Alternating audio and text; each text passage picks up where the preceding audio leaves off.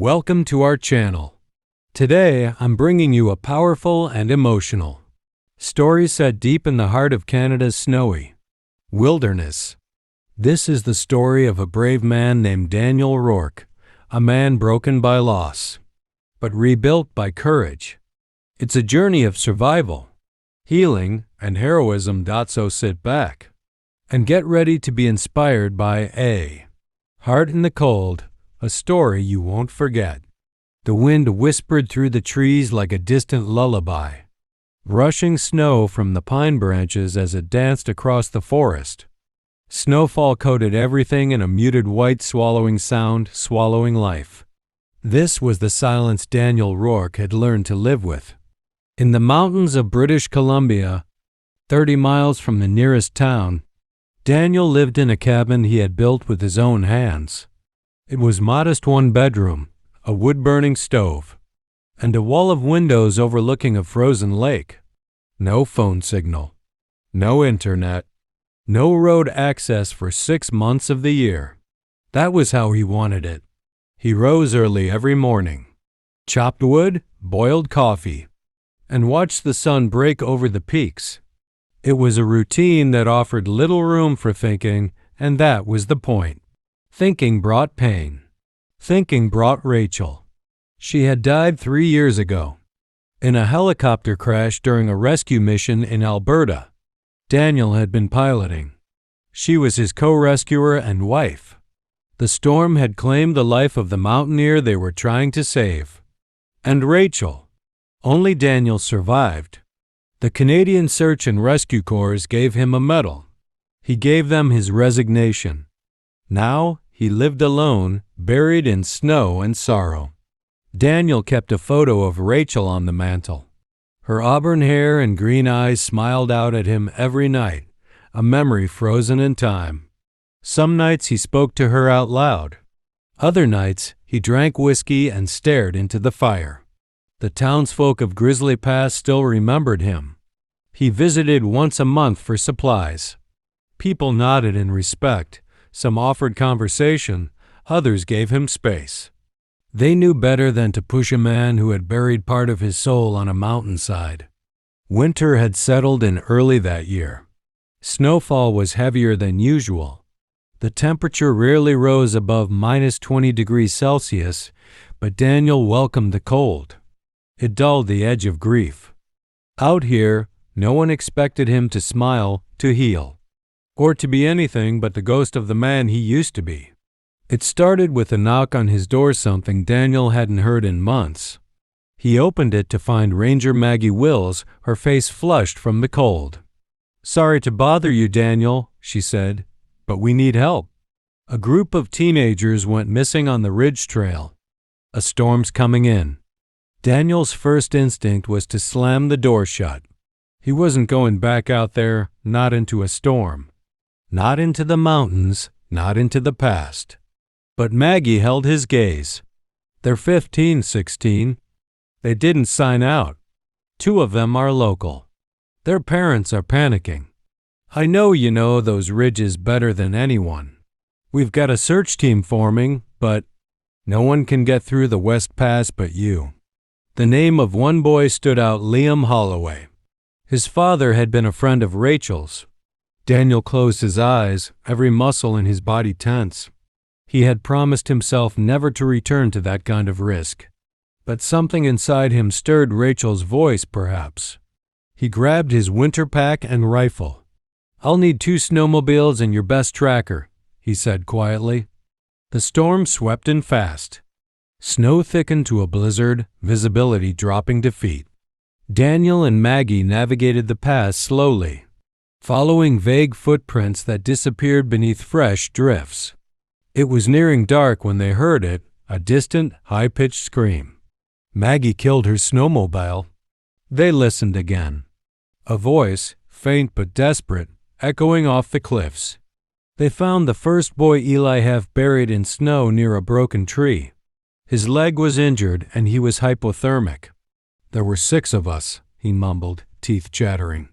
"We got separated." Liam went after his sister. "I don't know where." Daniel pulled off his coat and wrapped the boy. Maggie called for the evac team on the emergency beacon. But Daniel's mind was elsewhere.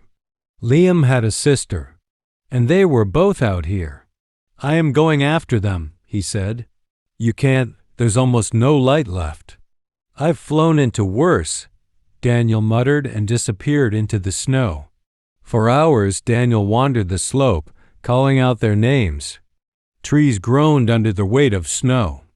Ice cracked beneath his boots. He followed a trail of broken branches, then a discarded glove. Finally, he saw a shallow cave partially covered by a snowdrift. Inside were Liam and his sister Nora, clinging to each other, barely conscious. "You're okay," Daniel whispered. "You're okay." They weren't. Nora had frostbite on her fingers. Liam's lips were blue, but they were alive. Daniel built a fire using emergency kindling, wrapped them in his thermal blankets, and huddled close. The storm howled outside, but inside the cave, the flame of survival flickered. Morning brought silence. The blizzard had passed, leaving behind a world buried in white. Daniel rigged a sled from branches and rope. He strapped the children in and began pulling them down the slope, step by agonizing step. At one point, a snowbank gave way beneath him, and he fell into a ditch, dislocating his shoulder. Gritting his teeth, he reset it with a yell that echoed across the peaks. He moved forward. For them. After 6 hours, he spotted a helicopter cutting across the sky. It was Maggie with the rescue team. Daniel collapsed as the rotor blades pounded overhead. He smiled before everything went black. Daniel awoke in a hospital bed in Grizzly Pass. Maggie sat beside him, smiling through tears. "They're okay. Nora lost a few fingers, but they'll live. Because of you."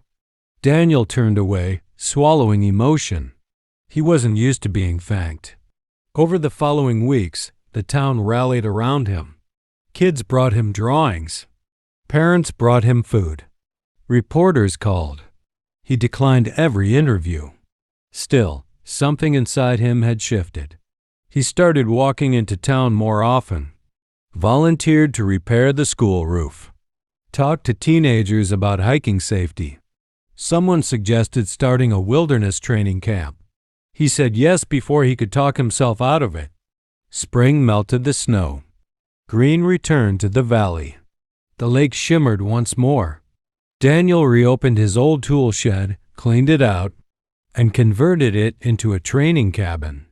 The local high school sent groups up every weekend to learn survival skills.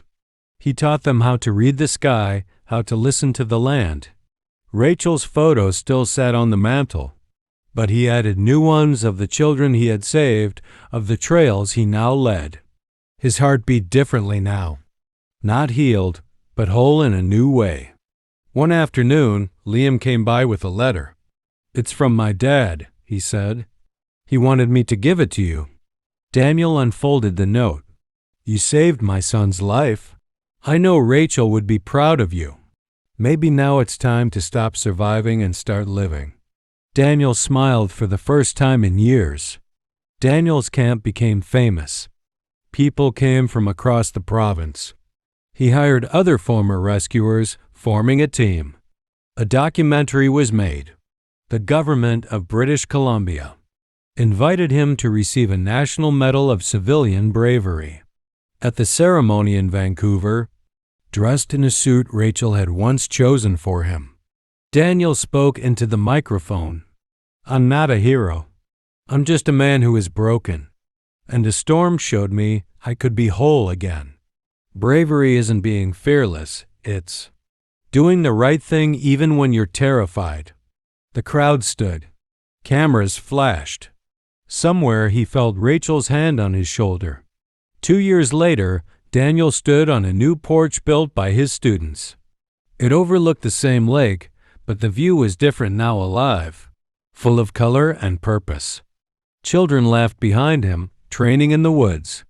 A woman named Emily, his assistant and friend, was making coffee inside.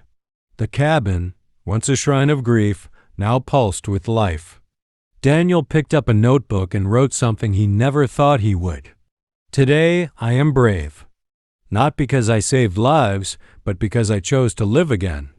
As the sun dipped behind the mountains, painting the sky with hues of gold and flame, Daniel Rourke, the brave man of the North, closed his eyes and let the warmth in. For the first time in a long time, he didn't feel the cold ... the end.